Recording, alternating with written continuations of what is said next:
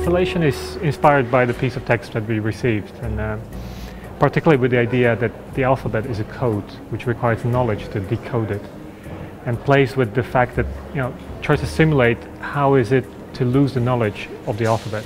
How is it to be illiterate? Something very hard to imagine for someone where there is 99% literacy in this country. So this piece can be presented from two different points of view, from literate and illiterate point of view, and it's a movement of the reader that changes the piece, the perception of the piece. The process for me was, like you work with sketchbooks and the computer, and then it's always a joy to go from something immaterial to physical world, from digital world, working on computer, to produce this metal letters, and then find the real context and see really like how it works in the context of exhibition. So I enjoy the different parts of it, and I'm curious like how it's going to be perceived in the whole of the exhibition.